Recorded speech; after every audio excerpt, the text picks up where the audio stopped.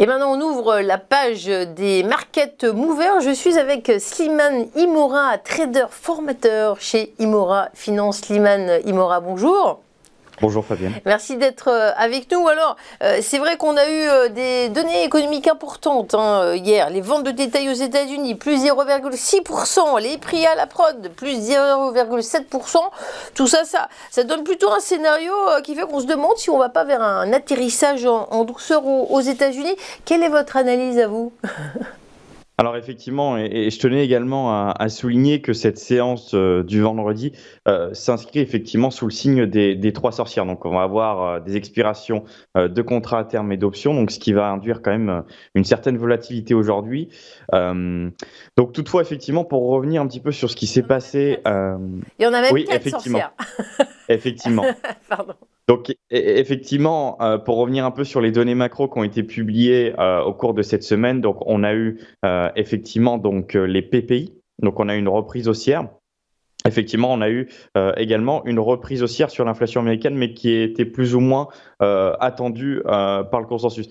Donc effectivement, alors ce qui convient déjà de préciser dans un premier temps, c'est d'expliquer un petit peu à nos auditeurs un petit peu ce que signifient les PPI. Donc, ils vont tout simplement être des indicateurs économiques qui vont mesurer le prix moyen des ventes des biens et services par tout simplement les producteurs. Donc, ils sont considérés en réalité comme des signaux précurseurs de l'inflation ou de la déflation au sein d'une économie. Donc, effectivement, lorsqu'on va regarder l'inflation, dans un premier temps, nous, on va regarder déjà dans un premier temps des indicateurs avancés comme les PPI qui vont pouvoir nous offrir des signaux assez intéressants.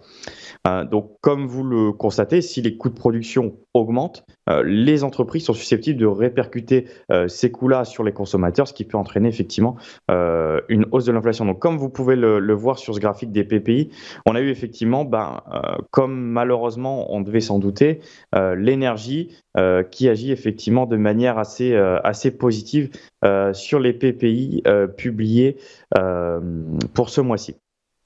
Et malheureusement, voilà, on a une inflation qui a été publiée à 3,7. On est légèrement au-dessus du consensus, mais tout ça, effectivement, c'est dû un petit peu à la dynamique du pétrole et non pas des matières premières de manière globale. Donc, c'est, on va dire, une dynamique de court terme. Donc, effectivement, il y a très peu de chances que la Fed y prête attention à l'heure actuelle. Et effectivement, le marché ne price pas forcément de hausse de taux pour le prochain meeting qui aura lieu, pour rappel, le 20 septembre.